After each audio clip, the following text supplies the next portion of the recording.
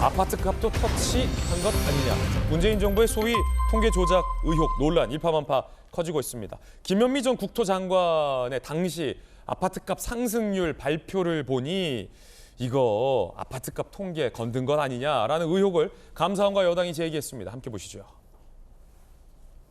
누가 보더라도 문재인 정부 아파트 값 많이 올랐는데 당시에 김현미 국토부 장관이 문 정부 3년간 서울 집값 11%, 아파트 가격 14%밖에 안 올랐다라고 발표했죠. 경실련에서 무슨 소리야? 아파트 가격은 52% 올랐다. 그러니까 50% 오른 거랑 14% 오른 거랑 온도 차이가 너무 크다 이거죠. 요 김현미 당시 장관의 발표 자료가 국토부 산하의 한국부동산원의 자료인데 작성 과정에서 가격이 많이 뛴 아파트는 빼.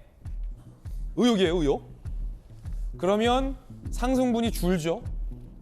그래서 고의로 좀 이걸 낮춰서 입력한 거 아니냐.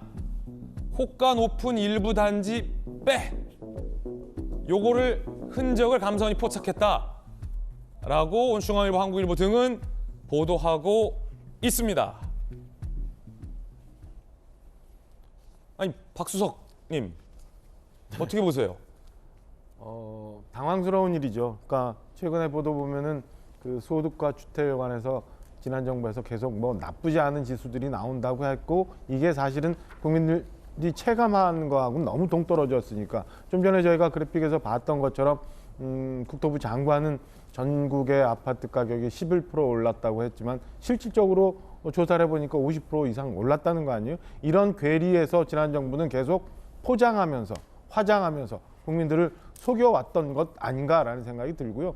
이게 사실은 2022년 이게 대한민국에서 세계 10대 강국이라고 하는 대한민국에서 만약에 사실로 확인된다면 있을 수 있는 일인가 싶은 생각이 듭니다. 그래서 저는 야당 일각에서 이게 뭐 마치 이것도 뭐 정권 보복 내지는 뭐 정치 충돌, 갈등 이렇게 해석을 하는데요. 전혀 그렇지 않아요. 저는 우리가 한 걸음 더 나가기 위해서는 이런 것, 통계 조작하고 통계를 통해서 국민들을 속이고 이에 따라서 지금 펼치고 있는 본인들의 정책을 옹호하려 했다면 저는 이건 범죄적인 행위라고 생각을 하고요.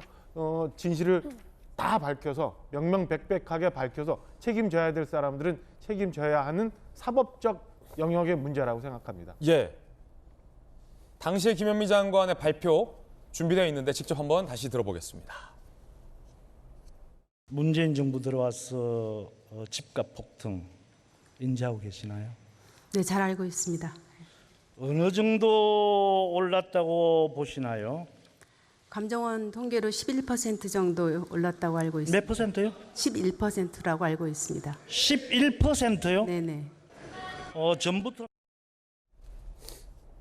요 대목이었습니다. 그 김현미 장관이 들고 있었던 통계가 이제 정부 산하의 통계인데 민간 단체에서 민간 기관에서 조사하는 것과는 너무 차이가 컸다라는 거죠. 스탠포드에서 박사를 받은 김수경 교수님, 우리가 사회조사 방법론 논문 쓸 때 배우잖아요. 기본 중에 기본이면 거기에서 이제 통계를 처리하는 기초적인 통계 조사 방법도 배웁니다. 어떻게 보십니까? 지금 감사원에서 의심하고 있는 건 야당은 아니라고 하는데 집값이 많이 올랐잖아요. 그러니까 많이 오른 집값 그 지역은 빼. 들어가 있는 샘플 중에서도 호가가 많이 부른데도 빼. 고만고만한 데만 탁탁탁 입력해서 11% 이렇게 한 거 아니냐라는 의혹이잖아요. 어떻게 보십니까? 이러면 됩니까? 사실 어제도 다뤘지만 그 가계 동향 조사 같은 경우에는 일반 시민이 이게 어떻게 집계되는지 잘 모르거든요. 그렇기 때문에 전문가들이 뭐 이렇게도 보고 저렇게도 봤을 때 일반 시민이 그런가 보다 할 수 있지만 아파트 값은요 모두가 들여다보고 있거든요. 그러니까 매일 뭐 전세 구하러 다니고 집 사야 되는지 보고 포털 사이트에서 집 호가 같은 것들 다 검색하기 때문에 이건 일반 시민들이 모를 수가 없는 거거든요. 만약에 문재인 정부 3년간 서울 아파트가 14%만 올랐다면 젊은 사람들이 막 영혼을 끌어모아서 아파트 사야겠다라는 현상은 잘 설명이 되지 않겠군요. 그렇기 때문에 저 14%, 뭐 11% 얘기를 했을 때 장난하는 건가? 저렇게 현실감이 없는 사람이 지금 우리나라의 부동산 정책을 주무르고 있단 말이야? 라는 거에 다들 분노했거든요. 그리고 이렇게 일반 시민들조차도 전혀 믿을 수 없는 수치를 가져오다 보니까 저는 어쩌면 이 아파트값 같은 경우에는 조작이 있었을 수 있겠다는 생각이 들어요. 사실 가계 동향 조사는 좀 여러 가지 마사지라고 소위 말해지는 그런 정도의 어떤 일이 있을지 모르겠지만 아파트 값은 뭐 너무 말도 안 되는 수치를 이제 내다 보니까 좀 조작의 가능성이 있다라는 생각이 들죠. 사실 강남 집값만 오른 게 아니라 아파트 값 변동이 그렇게 심하지 않은 다른 지역들, 외곽 지역들까지도 같이 엄청나게 올라가지고 예. 그때 모든 국민들이 고통받고 있을 때였거든요. 그런데 이제 저렇게 말도 안 되는 수치를 가져오다 보니까 감사원에서 들여봤을 때도 이것은 분명히 어떤 조작이 있을 가능성이 농후하다라고 보는 것 같고 국민들도 아마 굉장히 의심스러운 눈초리로 다른 통계보다도 이 통계만큼은 의심스러운 눈초리로 바라보고 있을 것이 저는 분명하기 때문에 이거 어떻게 된 건지 좀 알기나 해야 될 것 같아요. 어떻게 이런 예. 말도 안 되는 수치가 나올 수 있었는지 좀 알기라도 해야 될 것 같습니다. 자, 그리고 또 다른 수치에서 정부가 당시에 집값 통계를 발표했는데 가장 집값이 많이 오른 서울만 쏙 빼고 집값 통계를 발표했다라는 보도도 나왔습니다. 함께 보시죠. 서울만 쏙 뺀 집값 통계 발표. 지난해 국토부 발표 2020 주거실태조사 주택가격 비율 수치인데 이거 서울만 뺐다는 거예요. 서울 빼면 이게 뭔 의미가 있습니까? 국토연구원 측은 혼란 가중 우려 있어 서울시가 자체적으로 발표하는 걸로 정리했다.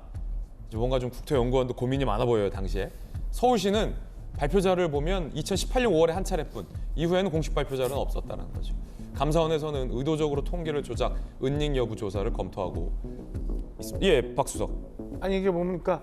모집단을 정리를 의도적으로 만든 거예요. 그러니까 서울 지금 부동산 문제에 있어서 제일 심각했던 게 서울인데 서울을 완전히 모집단에서 바꾼 거예요. 우리가 최근 몇 년 동안 기억 못하는 게 있는데 통계가 많이 안 나왔던 게 바로 저건데요. 내가 1년 동안 벌었던 소득을 한 푼도 안 쓸 경우 몇 년이면 집을 사느냐. 아하. 이게 저거거든요. 아, 이게 저겁니까? 이게 그거예요. 그러니까 한 푼도 안 쓰고 내가 돈 번 다 저금했을 그게 때. PIR이라는 지수인데 어. 그 지수에서 서울을 빼버린 거예요. 의도적으로 언제부턴가 갑자기. 그러니까 서울을 빼니까 부동산이 정리가 안 되죠. 2019년에서 20년 사이에 조사를 정부는 서울을 빼고 교통부에서 했어요. 근데 그때 당시 전국 평균 PIR 지수가 5.5예요. 예. 근데 서울은 빼고 조사를 했으니까 5.5인데 그때 당시에 5.5란 건 5년. 5년 반이면은 내 집 산다 이래갖고는 국민들을 호도했던 거죠. 그런데 그때 정부는 뺐는데 이거를 시민단체에서 조사해갖고 발표한 거 보면 서울은 17.8이에요. 그러니까 17년? 18년을 벌어야 한 푼도 안 쓰고 벌어야 서울에 있는 집을 삽니다라는 통계가 최근에 없어졌는데 그게 왜 없어졌느냐 예. 봤더니 이렇게 의도적으로 뺀 의혹이 흔적이 있다라는 네. 거예요. 그러니까 전국의 아파트 지금 사실은 제가 지었고 있는 원주만 해도 부동산 이렇게 막 폭등하고 난리가 나지 않고 지금 이미 거품이 많이 꺼져가는데 문제는 서울이거든요. 서울 빼버리고 난 다음에 아파트값 얘기하면 뭐가 되죠? 이래놓고 우리 부동산 안정화됐다, 뭐 잘 되고 있다라고 국민들을 여태 속여온 거예요.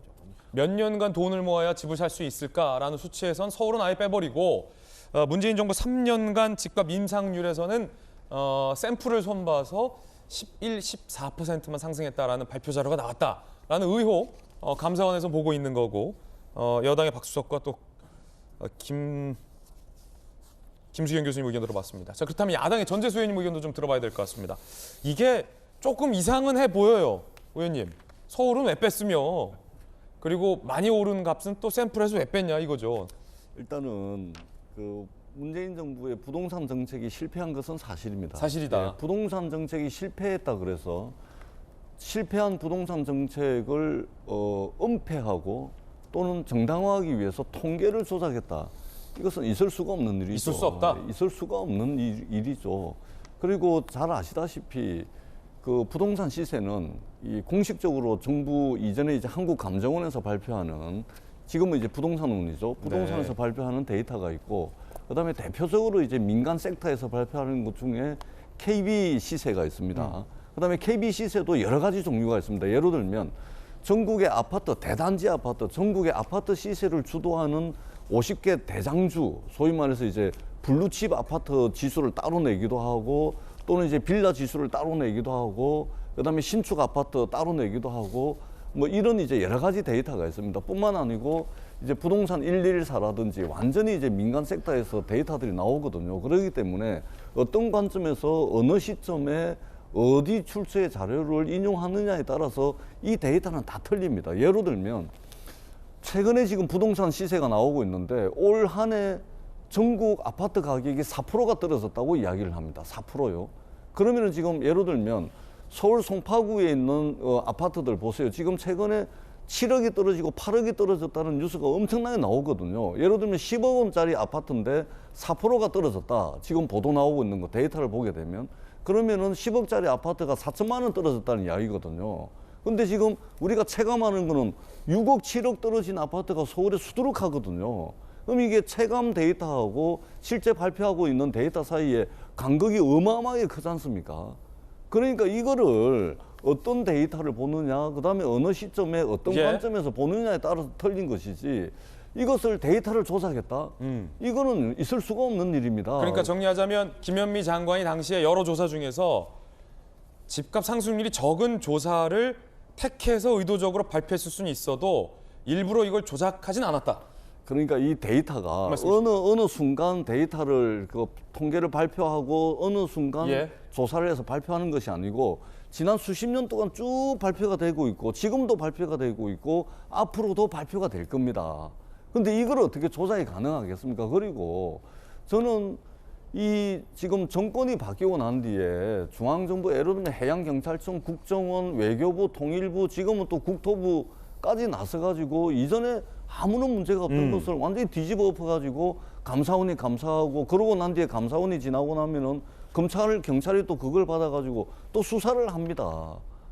저는 도대체 왜 이렇게 하는지, 이렇게 해서 우리가 지금 닥치고 있는, 직면하고 있는 문제를 해결하는데 지혜를 모으고 힘을 모으기도 지금 빠듯한 판에 저는 왜 이렇게까지 하는지 있을 수 없는 일이다.